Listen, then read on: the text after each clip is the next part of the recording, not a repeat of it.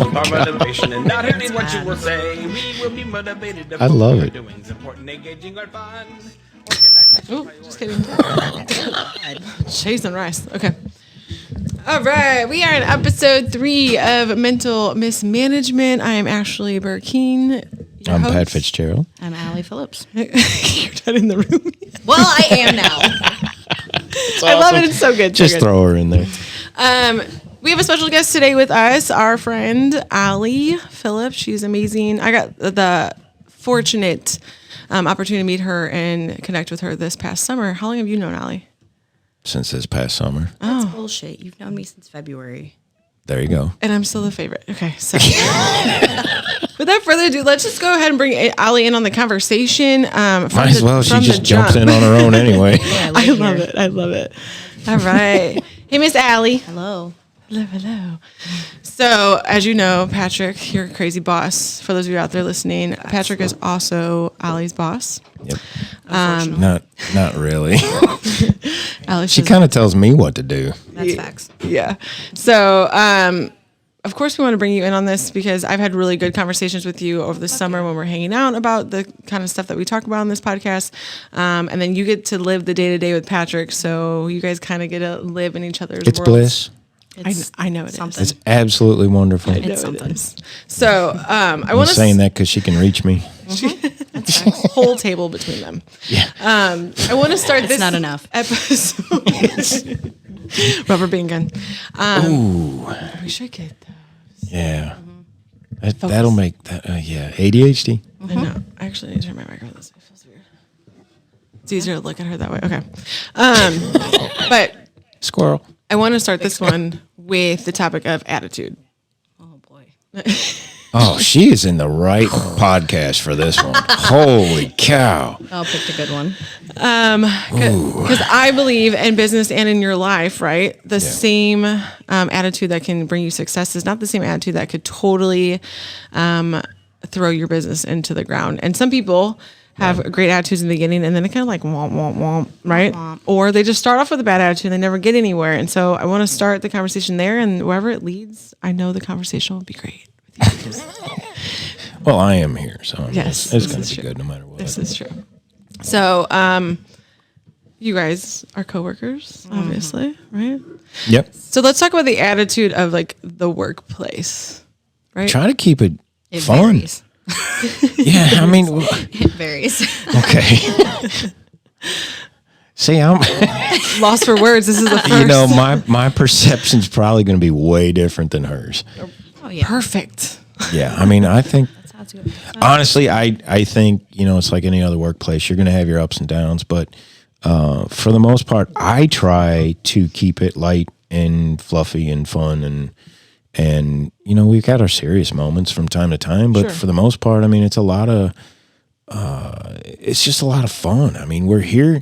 Yeah, we got to be here to work. We all have a job to do. We get it. I mean, we're grown-ups. We get it. But if you can have fun doing it, and then it's not really a job anymore. Yeah. It becomes kind of a cool place to go, Yeah. you know? I can attest to that. Yeah. It's like working with my friends every day. Nice. Yeah. Cool. Yeah. I was going to ask you, Allie, do you like when you obviously you're going to work, so maybe not every morning you're like excited to go to work, right? But It really doesn't bother me. I mean, great. I've worked a lot of jobs, and this is probably the first one that it doesn't dread me to go to work every day. Awesome. Yeah. I mean, hello. You're so cocky, bro. Terrible. so about you. It is. It's all about me. It's all about Patrick. It's Patrick's world. I just live in it. Yeah, see? We train them right from the beginning. Oh, shut up. But no, you know, the guys probably all have their own, you know, way of thinking about it too. But Sure. You know, because it's different in the office than what it is out there in the field. Sure. I mean, the girls in the office here, it's the same climate. It's the same, you know, it's hot, it's cold, it's whatever. But it's always the same. They're dry. They're inside. They're not working in the extreme colds. They're not working in the extreme heat. So I'm sure the guys would have a little different opinion on how, you know, what it's like working here. I'd like to think they all love it. But They're men, so you know that's not true. I'm a realist, so I know that's not always true. But we try to keep it simple. Again, we're all grown-ups. We all know we have a job to do. Yeah. And I don't care what you do as long as you get to that end result that I want. Right. There's that saying, what, there's 10 ways to skin a cat or something, right? There's multiple ways to get to the end product. Mm-hmm. And I'm not a stickler on how those guys get to that. Right. I just want them to get there. Right. So. Well, okay. So, but there's the feedback. Is that you? Whose phone? Is your volume down all the way? Yeah, should be. I feel like hello. Is that better? That's better. Yeah. Maybe. That was probably. I still have feedback in mine. Yeah. It's coming off of yours. You can hear it from over there. Whose phone is it coming from? It's got to be ours. Is that mine? I don't know. Is that better? Yeah. Better? Yeah. A little better? Okay, because it's further away from my phone, yeah. Sure. Yeah. Like a little epic muck back there. Yeah. Okay, Nice. so when it pertains to attitude and working with each other, right? You guys have fun. The culture here is great. I am fortunate enough to meet your employees, for lack of a better word, because Right. it's more like a family dynamic friendship here. Over the summer, you guys go and do things together. We camp. Kind of get to see each other a little raw and in action, right? Because there's no more vulnerable you could be than full of mud. I haven't showered and eaten hot dogs for 3 days, right? So It's a good time. I'm telling you what. Great time. Although they finally added showers this year, so yes. seems to be a little better. Oh my gosh, we have to wait till Ashley's on to talk about your shower. Were you there? You were Yes. there. Now right? wait a minute. So that's actually kind of funny because Allie was the one. Yes. Now okay. Let me How do you back up a explain second. this without it How do sounding bad? Yeah. So at the place we go, there's showers, and they're outdoor showers, but they're stalls. they're basically stalls that you go in, you close the door, and it's like open above you. So like you can reach across to other people and stuff like that. So I'm in one shower with one of the kids, and my wife is in the other shower with the other kid, and we're all trying to get all the mud off of us and everything else. And Allie is between showers. So it was me in one shower, and then Allie in the shower next to us, and then my wife in the shower next to that, and then you and Ryan were in the shower down from there. And well, so of course my wonderful wife takes all the soap and everything into her shower and leaves me with nothing. So I'm standing there trying to figure out how to wash myself. And so I just plainly asked, hey, where's the soap? And next thing you know, it's being handed over to Allie over the top, and then over we're from just playing Allie past to the me. soap. We're just playing past the soap. But then he has to pass it back to Ashley. Yeah. Never mind. We're not going to go there. After I just washed all my parts with it, I had to hand it off to Allie again. It was a very awkward moment. So, Funny, but awkward. So, Allie, how was your attitude during Hilarious. Right. I'm sure I was drunk at that time, so it was hilarious. Right. But you form this bond and this friendship and this family, and you can still course. divide work and business Yeah. and friendship. But so I think that it's fair to say you guys have seen it all, been through it all, heard it all with each other at this point. What is it like for Well, luckily there were walls between us, so we didn't really see anything. But we have been through a lot. Admit to that. God. Admit to that. What would it be like if Allie were to come in and like she would just be having like the most terrible day? Would you pick up on that? Absolutely. Yeah. Absolutely. Yeah, she'll do the same thing. If I'm having a rough day or I'm having a mental day, she'll immediately pick up on it. And she'll be like, all right, what's going on?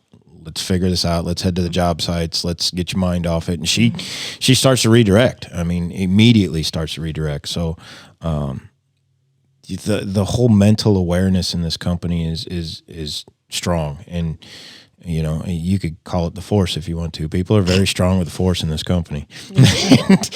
And we all look out for each other. So it's pretty neat. Which is huge. And then Allie, I can cut this out. We can Uncle Joey it and cut it out. Okay.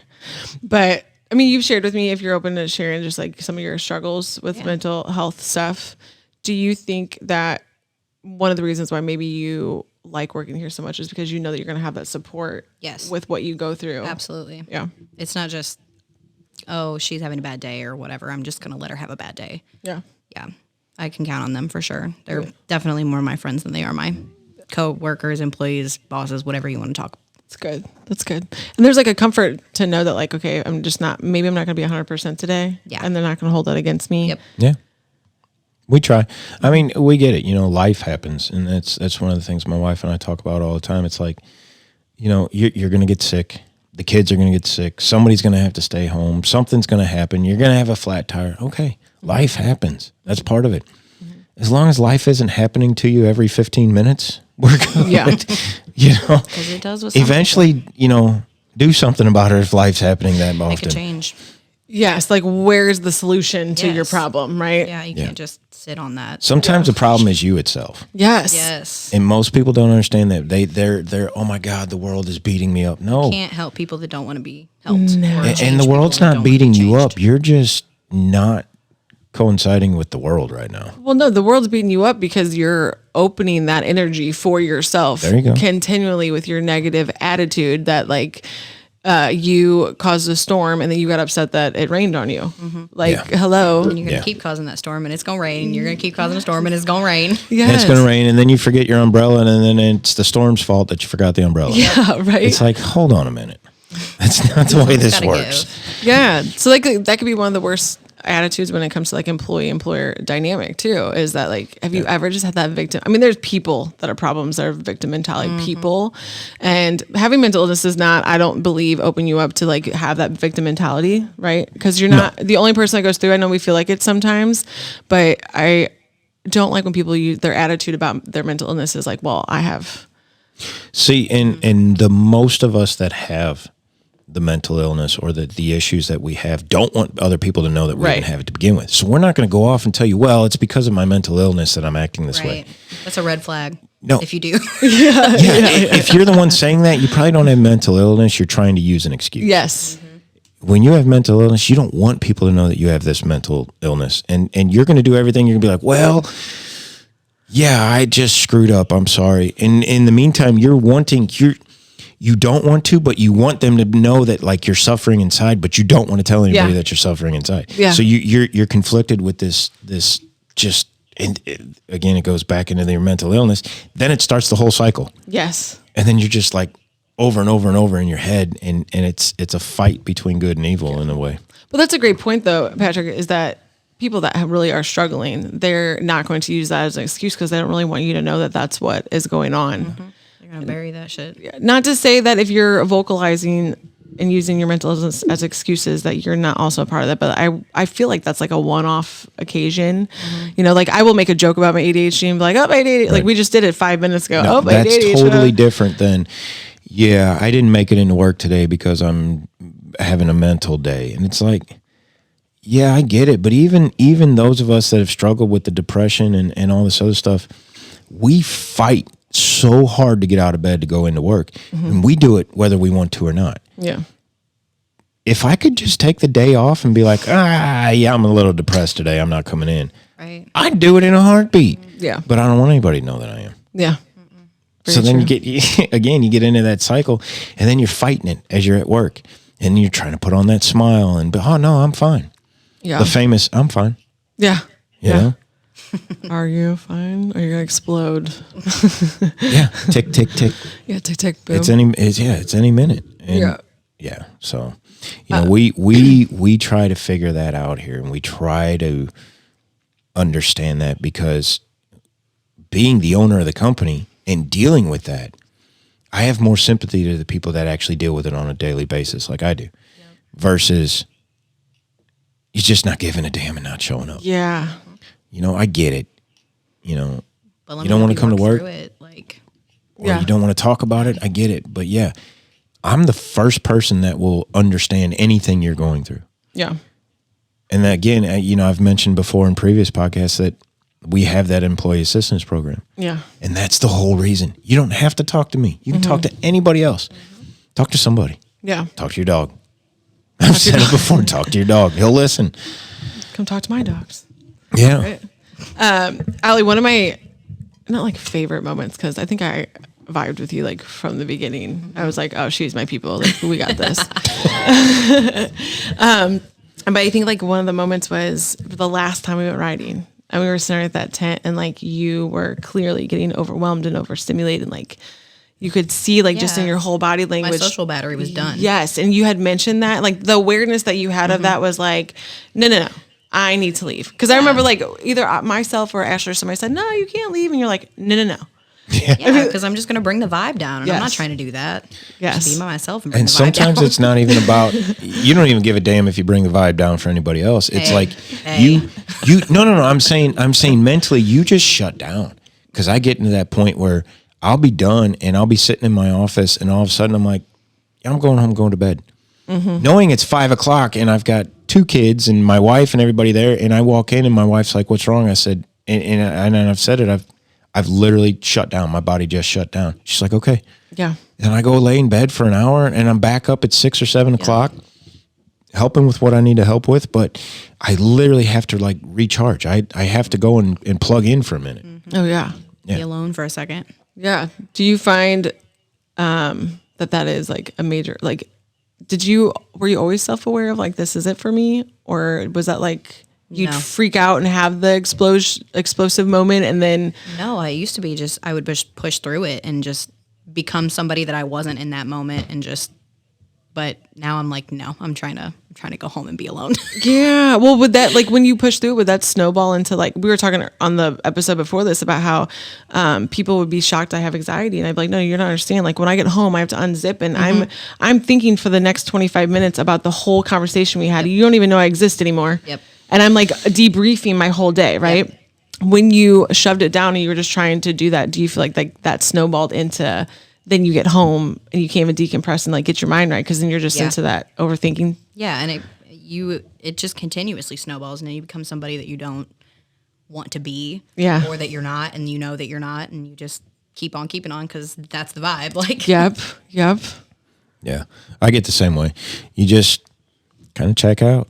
You're done. I think I was about 25, 26 before I was actually listening to my body, my mind, and trying to figure out what it was trying to tell me, because it will talk to you. It will talk to you all day long. And when I finally tuned into that and realized what it was that it was trying to tell me and started paying attention, started listening to it, my whole life changed. Yeah. Everything changed. Everything that I was doing changed. And I would still get that super hyper energy and I'd have a blast. But then all of a sudden, instead of like Allie, like you said, powering through it and becoming something that you weren't, I knew when it was telling me to shut down. Yeah. I went home and shut down. I was done. Yeah. Well, I feel like you become like non-authentic too. Yes, when you push absolutely. through it. You just become numb. Yeah. You just, The people that you care about don't deserve that side of you. No. At all. Oh, that's good. Well said. They don't. it's a good way of putting it. They Right. deserve your full authenticity. Yes. 100%. It's tough to be that sometimes. Okay. But why? Why? Yeah. That's a good It's question. really easy to slap on a smile. It's very easy to slap on a smile. That's a good way of putting it. Yeah. Again, I mean, I'm fine. Yeah. Yeah, it's the famous I'm fine. And in reality, you're not. You're just putting on a fake smile and working through your day. Because that's what, you got to do it sometimes. But Yeah. But if you don't, if you don't have to do it, then don't. no. Like, yeah. Why? Like, don't why have would to you? power through any more time spent. Where Yeah, but you're it's at. trying to decide on when you have to and not have to. Sometimes you don't have that choice. Yeah. Well, also that, yeah. yeah. Like when you're at work, of course you don't have that choice. Yeah. Like, I guess you do, but Yeah. I mean, and it can be tough. but when we're out riding, like Yeah. you said, like I had been there all day. I was Yeah. done, ready to go home. Yeah. It wasn't against anybody. It wasn't personal. It was me. No. Like No. I'm ready to be alone. Well, I admired you for that though, because I don't do that. Yeah. I'll Irish goodbye. I'll disappear, get real quiet. You notice it because you'll call out and be like, you okay? And I'm always just looking, I'm like, why are you giving me attention right now? I'm trying to just be, Trying to just leave, bro. Would I'm you trying to be stop invisible. spotlighting me, please? Yeah, right. I'm like, Patrick, I'm trying to be invisible right now. Why do you see me? Out the door. I put on my cloak. How do you see me? Right. My sunglasses on, bruh. Right, exactly. You can't read my mind with my sunglasses on. Right? Like, so I don't do that. I did though in that moment. I admired you for that. And then my mental illness kicked in. I was like, she mad at me? What'd I do? What'd I say? Did I offend her? I don't even think we were talking at that time. I may have even been gone. Like, I think I walked out. Yeah. Like, but like, so it was like, did I do something? Did I say something? Yes. Was it something I didn't know, bro? Never. No. It's never anybody else. It's right. always me. Right. It's never anybody else. And that's the hardest part of it, is that everybody always thinks, why is he acting like that? Is it me? Is it something I did? And they start thinking that, and then automatically you start going, why are they acting that way? What did I say something? Yeah. Did I do something? And then you go back on yourself, and the whole time you're just fighting to be smiling. Yeah. And then you start fighting the fact that, did I smile enough? Did they see something? Yeah. Did they think something? And did they see through me? Yeah, too many people. Too many people are afraid to show that side, to show the side that is hurting, that you almost end up making it worse. Mm-hmm. Oh yeah, you perpetuate this disaster in front of you, and I think it goes back to that authentic piece too. Is like, if you're not authentic about how she was with what you're going through and how you need the space, you need need air. If you're not authentic about that, then you are not being your best self, but you're also not being authentic to the people around you. They don't know what you're going through, and they also don't want to be a part of that because they're unsure. Like, wow, Patrick just, he's not really himself, but he is himself. Like, what? Yeah, why did he snap all of a sudden? Yeah. What was that about? Yeah. He was being pretty cool, which I thought was normal, but then all of a sudden he was like, this, and it's like, sometimes you got to read a little further into people that you care about. You can't just take them for the surface value. There's always something more. Yeah. Always. Yeah. Always something more. Yeah. Yeah. And that goes with anybody. I mean, mental illness or not. I mean, you can't just look at the surface value and go, oh, they're cool, or oh, he's a dick. Mm-hmm. It's not always that way. No. Never. No. I ain't gonna lie, when I first met Ryan, I'm like, what a jerk. Everybody. And he's my best friend. And now I look at him, I'm like, I don't even recognize it. Right. I don't even see that side of things. I'm like, oh, that's just me and him. Yeah. The first time I'm like, I don't even want to talk to the guy. Yeah. And then we're like best friends. Yeah. Like inseparable. He's quiet. He doesn't talk. That's the first impression for most people for him. It's like, my family after 2 years was like, does he hate us? I'm like, that's just who he is on a regular. I'm like, he's like this with his family too. He just, as the observer, he just takes it all in. So if that's him, what is it like being around me? Because it has got to be absolute wonderful. I mean, I am like... You were the most social butterfly I have ever met in my entire life. Yeah. You can talk to anybody. Even if you don't want to talk to them deep down, you're still talking to them. It doesn't matter. Yeah, that's true. I'll talk to trees. I'll talk to plants. I'll talk to anybody. Mm-hmm. Yourself. I talk to myself a lot. Mm-hmm. Do people unload on you? A lot. Yeah, me too. I know my gas station attendant's life story. Mm-hmm. Yeah, Is it Mona? No, okay. Angie. We have the same gas station person. I kind of caught that. Yeah, I was like, that was weird. That's funny. No, it's I mean, she noticed when I wasn't there for a few days. She knew what was. I will be at the Blues game, right? Mm-hmm. Hanging out, and random people will walk up to me and just start talking to me, or I'll be in line. I'll be at the fair up in Lincoln County, and I'll be in line for a ride, and 6 people will come up talking to me that I've never met, never seen, but all of a sudden we become best friends before the ride's over, and I'm like, okay. Yes. Yeah. We're going swimming at their house next week, and I'm like, I don't even know who this is, but yeah, we'll be there. Yeah. I have that problem. I have the face, though, that's don't mess with me. You're the please don't talk to me. Please don't talk to me face. You don't want to talk to me face. There's a few things I could say.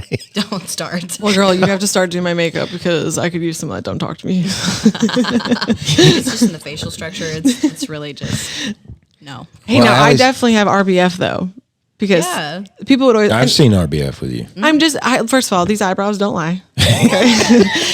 And I just I have a thinking face, right? And trust me, I catch myself in the rearview mirror and be like, "Girl, that face. Gosh, you're gonna need Botox so bad." But I was at a business retreat one time, and I was just listening, and the lady tried to call me out from the front of the room, and she was like, "Your eyebrows furled," or whatever that word is, and she was like, "You look like you're thinking hard about something." And I go, I had it because I get that all the time, and I go, no, that's just my face.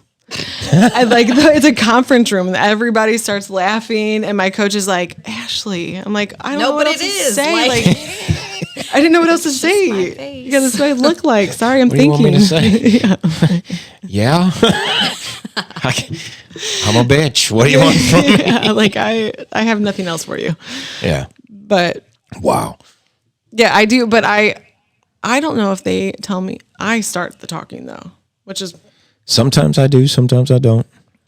No, I always start the talking. I will not talk unless spoken. Speaking unless spoken to. I really need if to I don't know that. you. No, see, I go either way. It doesn't. If I don't want to be messed with, I'll try to avoid them, and that's when I get talked to the most. Yeah, you just have that I'm aura like, about come you, bro. on. Yeah. But then my wife tells me that I got this "don't mess with me" look about me. That some people are like afraid to even come up and talk to me. When it's like other people are like, all of a sudden I'm their best friend that they haven't seen for 15 years. Yeah. I don't get it. I don't know. I don't know what I put off You're or how I do. To read, Patrick. Good. You're a little hard to read. I'm not gonna lie. Good. I'm good at reading people, but you're a little hard to read. Me too. I like to keep people guessing.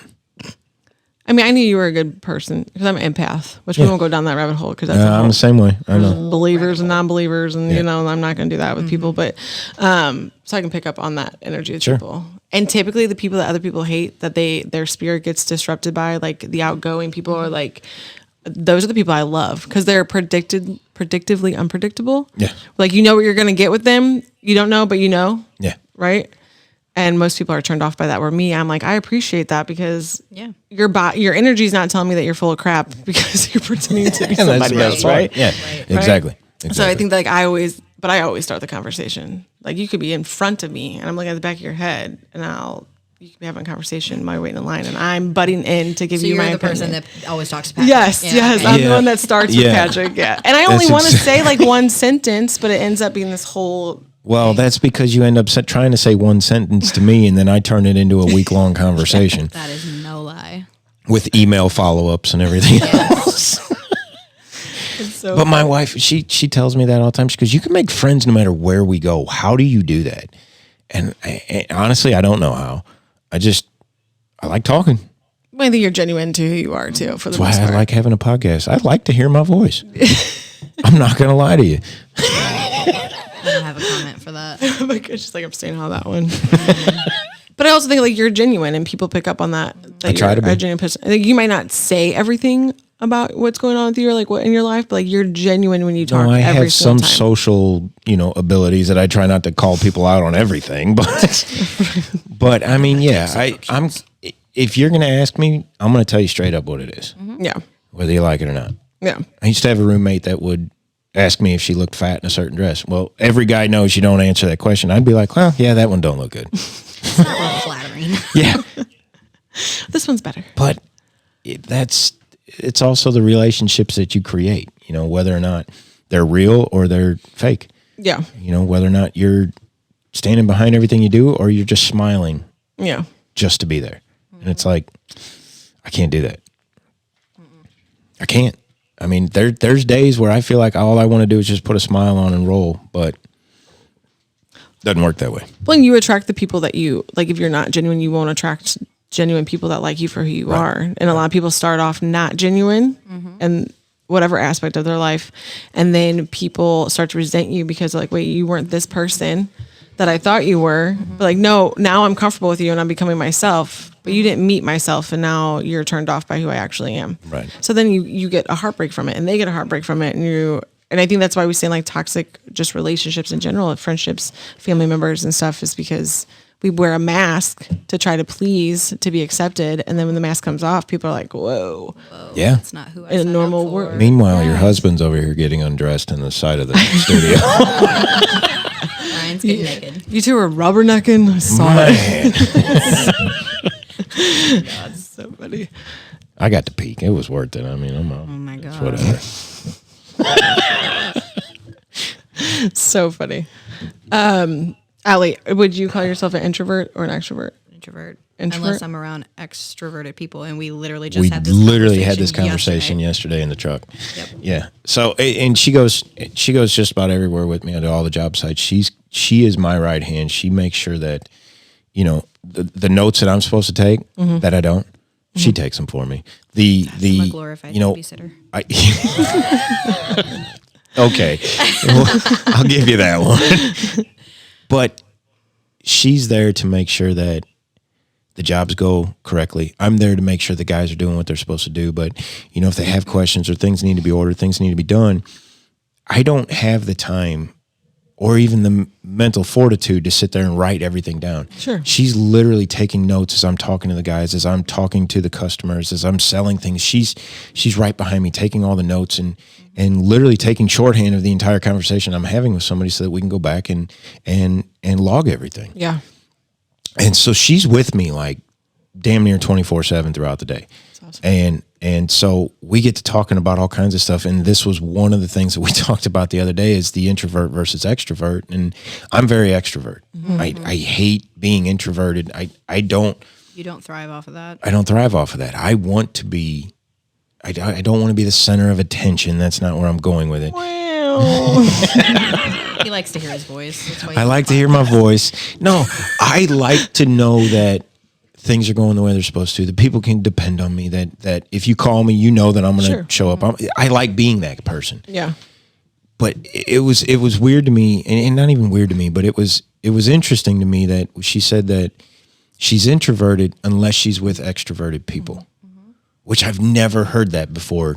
And it was like I always thought it was just one or the other. My mom's very extroverted, my dad's very introverted. And even around extroverted people, my dad is introverted. I mean, he is. So I always just thought it was one or the other. And she said that, and it kind of rang a bell in my head, and I'm like, oh crap. So she's not going to start the conversation, but she's going to fill it in and have a blast, Yeah. Hence why I'm here. Yeah, exactly. No, that's so, and it's a good partnership. Yeah. In all honesty. We know, we're homies. Extroverted, we're married to introverts. John's an extrovert, would you say? Yeah, or not? he's definitely extroverted. Yeah. But then even business partnerships, right? She's more of an observer, which is great. So she can observe while you're doing your deal, and hence the notes and probably exceptional note taking at that, I would imagine, right? Oh, yeah. And then it's almost like you complete each other. You're going to pull the energy out of her that you need, and then she's going to pull the energy out of you that she needs. Yeah, I mean, he definitely has taught me how to talk to clients. That's for sure. You suck at that bad. I also don't want to talk to anybody. That's not my thing. Right. That has to probably be so hard for an introvert to that Oh, phone. I couldn't imagine. It's a mask that I put on for sure. Oh, I know, girl. We heard your customer service voice before we started. Oh my God. So that is an ongoing joke in this building. I forgot all about that. You literally have a separate phone voice. Oh yeah, absolutely. And it's, Allie has this rugged, she's going to beat your ass if you don't do what you're told. But then, she could be MFing this and that, and then all of a sudden the phone rings. She's like, "Hi, I'm Allie. What can I?" It's like because that's what they expect. It's like, where did the princess just come from? You don't get that. I was dealing with the gothic, the girl. Oh no, the dark and dangerous. All of a sudden, the freaking. Mario Princess comes out, and it's like, Princess what just? Peach. Yes, Princess Peach comes it's out. Like, what just happened? So it's funny. It's funny to see that kind of. She does. She puts on a facade, and I think a lot of people do that. A lot more people than we think do that. Oh yeah. Oh yeah. It's. Oh yeah. Instead of again showing your true feelings and what, because nobody wants to talk about it. Right. People are putting on that fake smile, and it's, oh, I'm doing fine, I'm doing great. And it's, oh, how can I help you? And it's like, really, you just want to be like, could you stop calling? I don't want to talk to anybody right now. Right. Right. But I think it's not, just to be very, very clear, that also doesn't mean go throw a tantrum in the aisle of the grocery store like a baby, right? Absolutely when we talk about why it's important to be vulnerable and express those feelings about your mentality, right, with the people around you, it's so that there's some insulation in knowing that if you are having a bad day, they're going to pick up on it, right? Yeah. And they want to help you find a solution, and it makes the work environment easier and better. Yep. But that does not in any way, shape, no, time and place, right? Read the room. Exactly. Read the room. You would think you don't have to express that, but somebody will listen to this and be like, oh, well, they said to feel my emotions. Okay. No, but you got to read the room, man. Yeah. Like read the room, bro. That's important. You know, I also preach being yourself and I'm big on that, but that also doesn't mean I'm going to wear a leopard leotard and do cartwheels through a business convention. You know what I'm saying? Like know your audience, read a room. Yes. Ryan, you got a handful going on here, man. He knows what's up. Holy cow. A leopard leotard doing cartwheels through a business Oh, Lord. meeting. That's Do you know? Because you say like be yourself to some people and then And then they are to the fullest extent. yes, and the wrong you don't want that. in the wrong situations. Yes. And just like how we talked about how like your first impression of Ryan was like, I'm not going to vibe with him. Yeah. Imagine that being the first impression of somebody, but you are like could be their greatest referral partner in business or their greatest client or right, and you come flying through the door being yourself. I've actually had clientele that way that I thought, oh my God, this is going to be a nightmare to work with this, and ended up being probably the coolest guys, girls, whatever, the coolest clientele I've ever had. And then not only that, but became like almost they're referring me to people. They're promoting everything that I'm doing. They stand behind my business because of the work that we did for them. And it was all almost just a no because I didn't want to deal with what I thought was something. And they could have just been having their bad day or their situation. And this whole time I'm like, oh, I don't want to deal with them. Yeah. When in reality, They're great people. this was the greatest thing that I ever did. Well, and your self-talk on that too, like especially when you're an extrovert. I used to think that like introverts hated my guts, even though I'm married to one, but I mean, I'm hot. That's why he likes me. Duh. But like even being married to introvert, I used to be like, introverts probably are so triggered by me and I'm probably too much for them. But it was actually, and you can be honest, I'm sure one size doesn't fit all. Some introverts probably are like, you extroverts need to go away from us in our caves. Right. But, Where's my cat? Yeah, right. I actually found out that like introverts actually like it because it's energy that they don't have. Getting ready to say that. It brings out the energy that we don't have. And I love that Yes.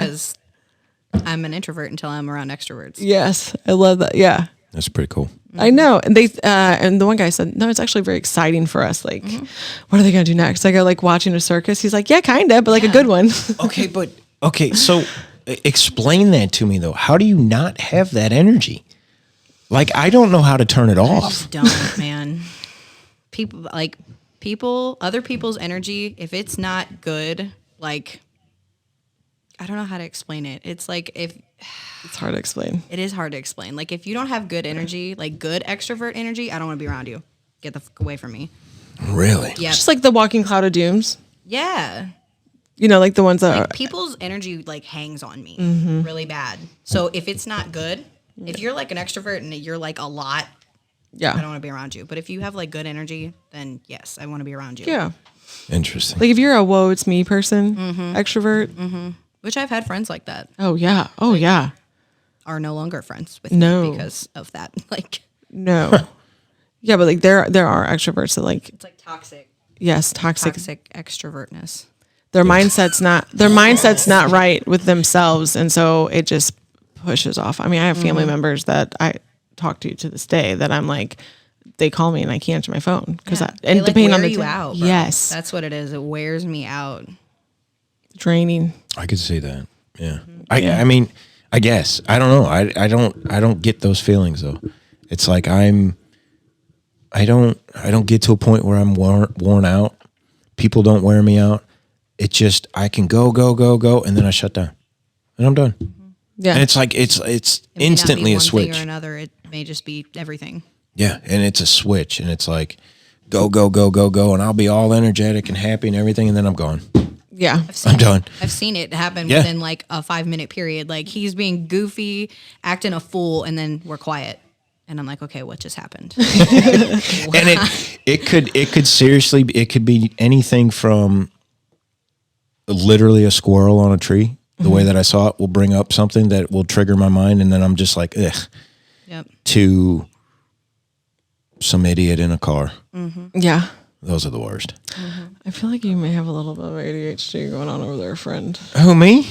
Well, I have a lot of ADHD going on. Because the stuff that I was diagnosed with ADD before it was cool. Were you? Yes. See, I don't know that about you. You never said that. Oh my God. I know we talk about it, but a lot of people have like attributes of ADHD. So I didn't know you actually had ADHD. I was diagnosed in fifth or sixth grade with ADD. It wasn't even ADHD then. Yeah. It was just ADD, and I think it was Ritalin. It was the prescribed thing back then. Didn't do anything to me. So obviously, if it doesn't do anything to you, then you really do have ADD. And Ritalin's supposed to either make you hyper or calm you down, depending on which one you have.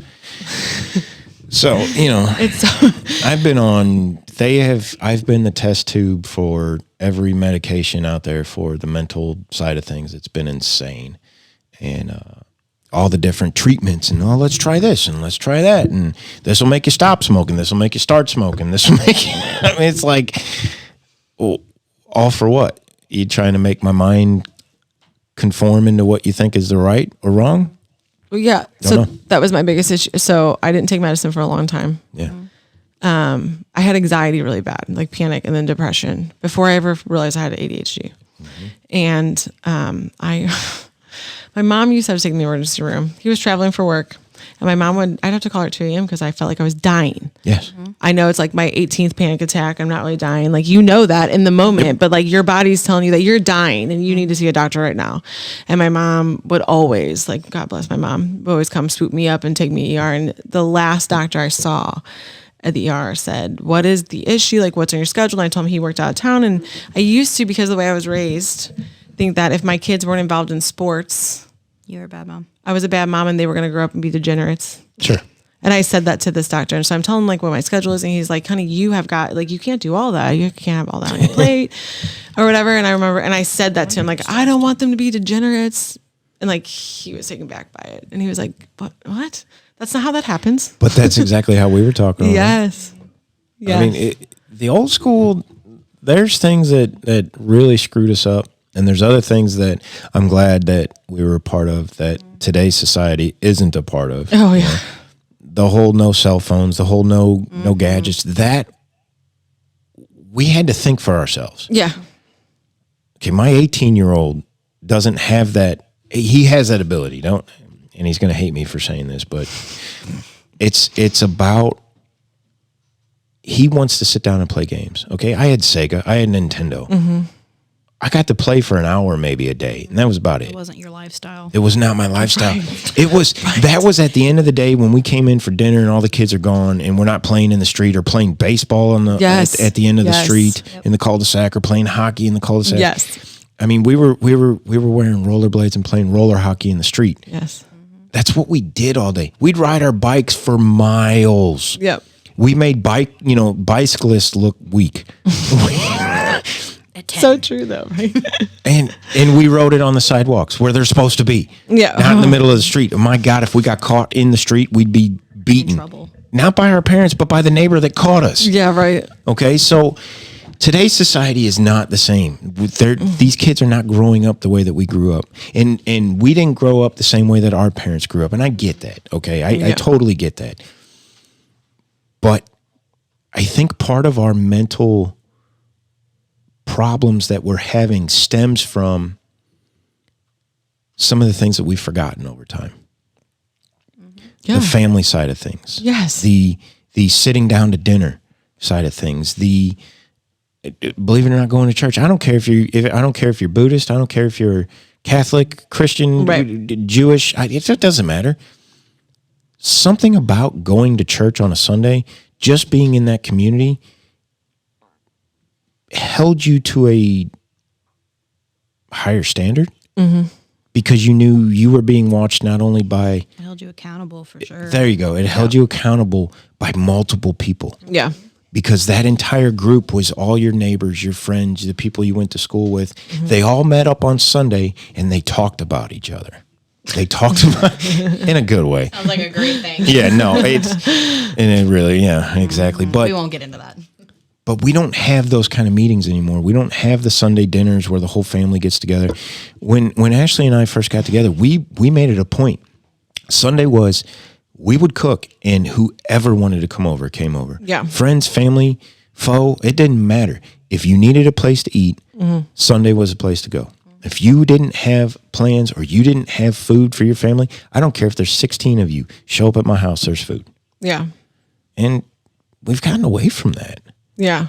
So that starts to play into your mental anguish. Sure. And then all of a sudden you have to have the instant gratification of somebody liking a post that you put out and liking this. And, oh my God, I didn't get a like. What am I doing?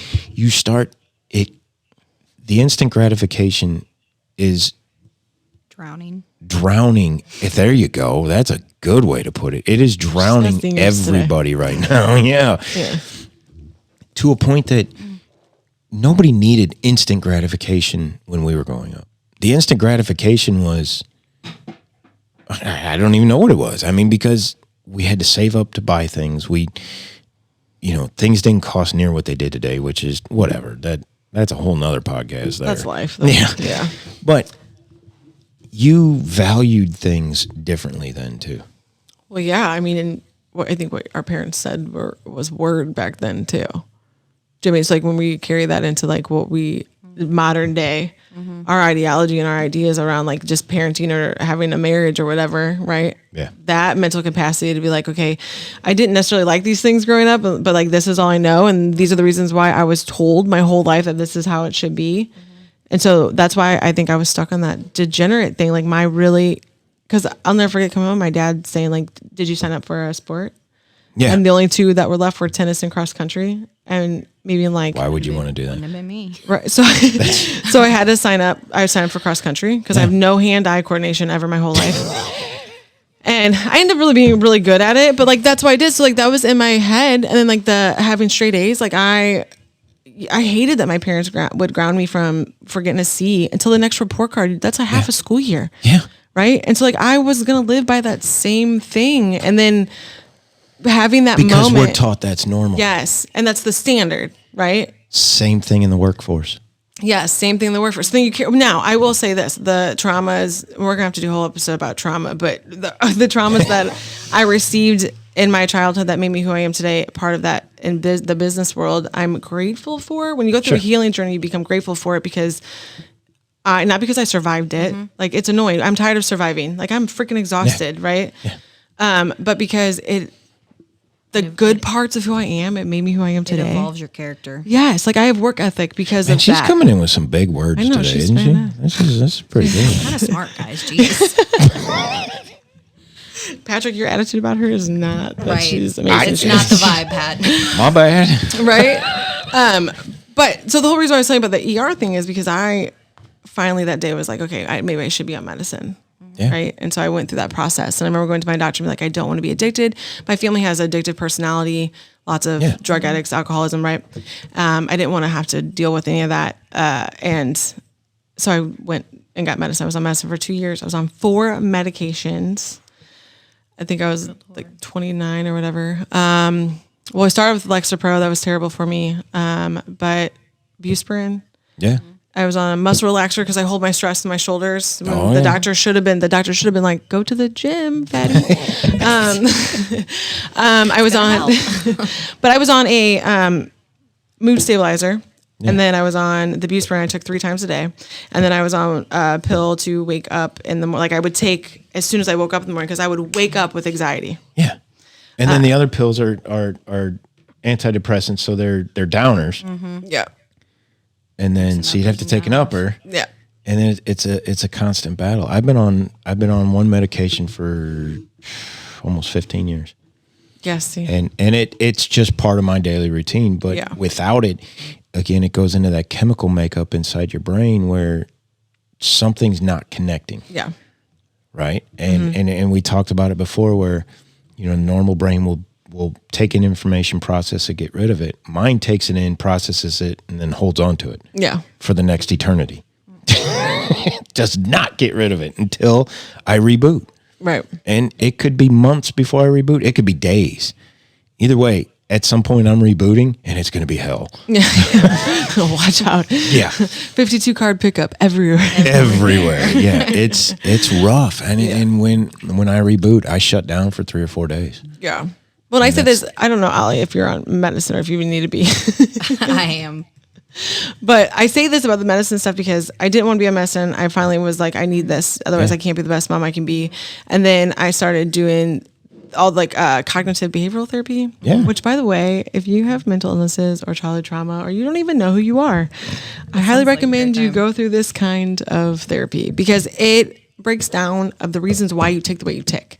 Yeah. Sure. And I remember being there and being like, I hate the medicine. Yes. I hate the medicine and it takes my sparkle away. Like I'm not me. I like that I have energy and I like that maybe I'm annoying to most people, but like it feeds my soul, right? And I like what I'm interested in being creative, and like my creative mind just was murdered by the medication. I will never say don't be on medicine. You have to do what's best for you and what you can control. And there are some specific mental illnesses where I feel like unless you really have a handle on it, it's probably best for you and those that love you to do that. But for me, it was I'm losing like everything that makes me Ashley, and I hate that. And my days can still be hard. It doesn't go away. Just like you guys are on medicine, I guarantee you still have hard days even though you're on medicine, right? Yeah. The medicine for me, I was the exact opposite. I wasn't me without it. Yeah. I was angry. I was upset. I was this. I was that. I mean, you can ask my wife. There were times she's like, can I have my husband back? I don't know who you are.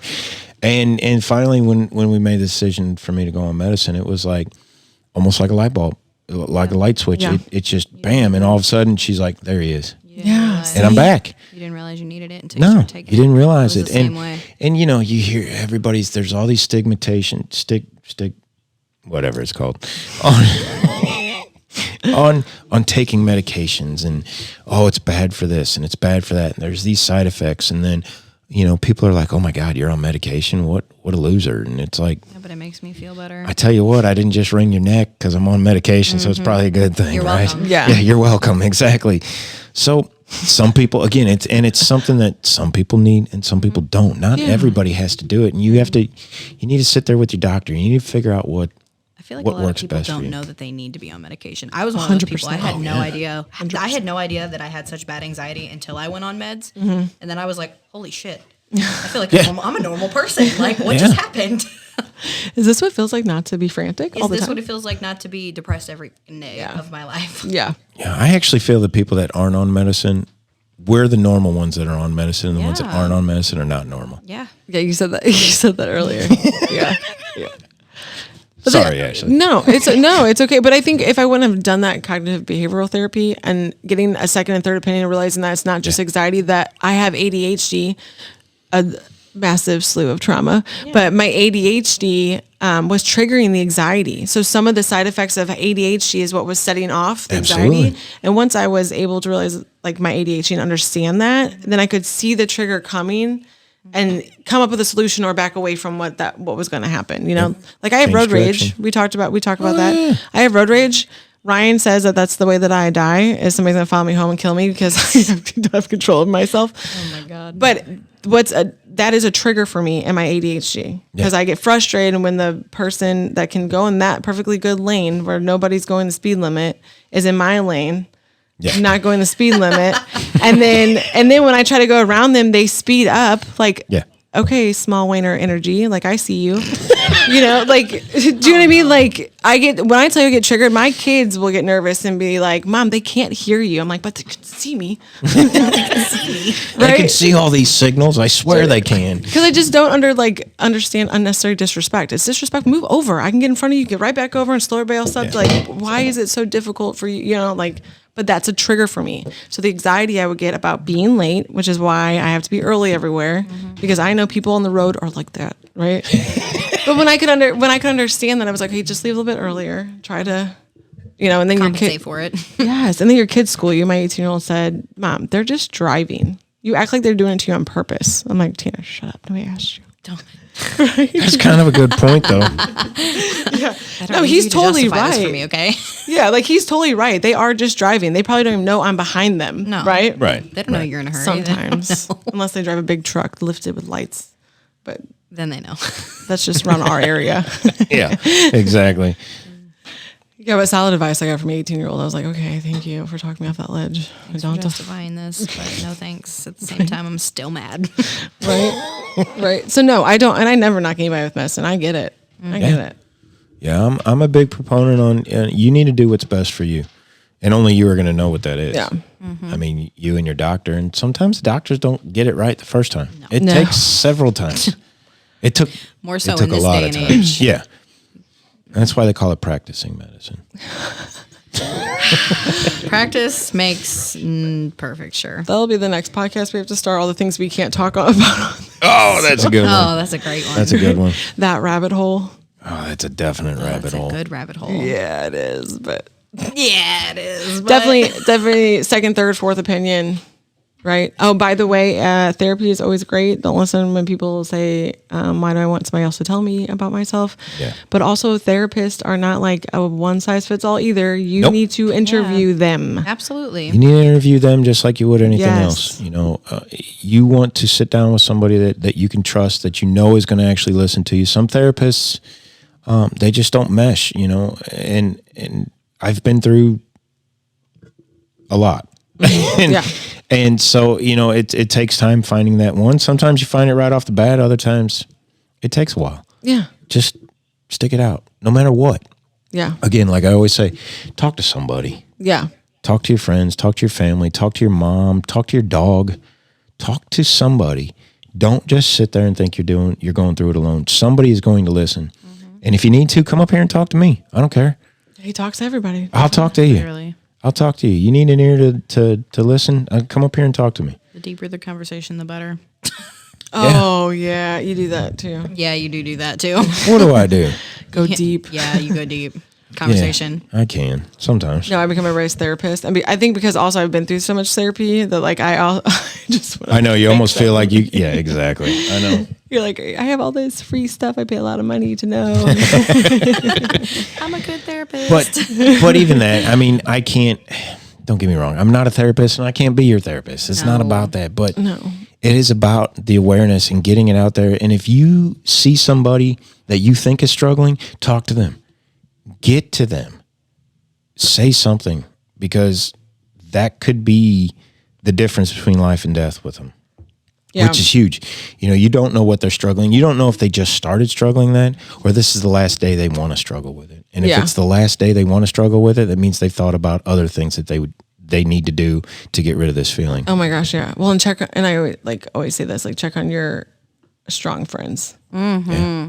That's That's a good way of putting Oh it. God, I am the strong friend. Check Yeah. on your strong friends. Yeah, me too. Yeah. I kind of went through this past year. I'm always considered the strong person in my life, Yeah. which is okay. And I used to wear it as like a badge of honor until I realized that like, wow, I don't have to be. I shouldn't have had to been, right? But I went through a lot this past year. I mean, like 5 total deaths, 3 of my loved ones that I love, like that were remember that. significant. Yeah. 2 of my dogs, which if you're a fur person, no, not a fur person. That's something totally different. That's a different podcast. I know, my Let's go on the one we can't talk about. yeah, right. My kids told me all about you guys. But if you're an animal person, right? Like sometimes they're your family. Yeah. And then my sister got me like all kinds of stuff, right? And I'm just so strong. And again, I'm never going to ask for help because I already feel like a burden Yeah. for those that know I have mental illnesses, Yep. right? Even those that also have it that can understand me the most, I already feel like a burden to them. So I'm never going to ask for help. Like I don't care how much healing I have, I may never overcome that. I will never ask for help. And most of us won't. Yeah, and I just feel like there were some, and also going through a healing process where you're learning boundaries and who to accept in your life and not accept in your life. That's a Right. huge piece to this, you guys, by the way, is protecting your peace and your mindset. You like recognize them and you feel super lonely because you just feel like, oh, wow, this another one bites the dust kind of thing. But what this year did was like the people I really expected that would be there and do more than just show up to the funeral and then ask me one time if I was okay. Yeah. But like would continually check on me throughout the whole year. Those people did not show up for me like at all. And it was devastating to me to be like, wow, like if at any moment for you to show up would be during this tragedy that I'm Yes. going through and you didn't even have it, like you were too selfish to show up for me there. Or even Yes. ask how I was. I had mean, I that didn't even same- get that. How had are that you? Same when I lost my dad at 21. I lost so many friends because it was just like, it made me bitter, real bitter. Yeah. It Yeah. was like, you were supposed to be there and you weren't. Yeah, like if anything, And any day and time, it was this one. Yes. And it wasn't even about like not coming to the funeral. Like my best friend couldn't make it to my dad's funeral this past year. And I understood that. Like she let me know. She said, Flat did all the things right. She checked on me. She's the only one other than Ryan. Because when I say this, Ryan will go, not me though, right? I'm like, no, you're not included. Right. We had this conversation, Ryan. She was the only one. Now everybody knows my dad. Not everybody knows, but my dad died not on Christmas, but the week of Christmas last year. And she was the only one that said that week, texted me and said, I don't know what day it is, but I know that this is going to be a hard holiday for you and a hard week for you. Yeah. And I just want you to know that I'm here for you. And if you need anything, let me know. And think of the good times, just some words of encouragement. She was the only one that hit you with that. That even thought of me on the week that he passed. And she wasn't even sure what the day was. Yeah. But she still thought of you. Yeah. That's a good friend. Yeah. So like check on your strong friends because we're not okay. Swear to God, we're not all right. Like we're not okay. I think people just miss the mark on that. Mm-hmm. Yeah. So, Allie? I think that's awesome, though. It was a pleasure having you today. It was pretty cool. It's a pleasure being here. Yeah. Glad you guys talked me into it. We'll have to do it again. It's your little introvert ass. Get in here. Right. Go ahead. Do our outro. All right. Well, thank you, guys. Thank you, Allie, for coming. And Patrick, as always, it was amazing. And thank you for tuning in to Mental Mismanagement, where right, because Allie's listening. No, delete. Mental Mismanagement, where perfection is for losers, and we just wing it over here. Love it. I love it.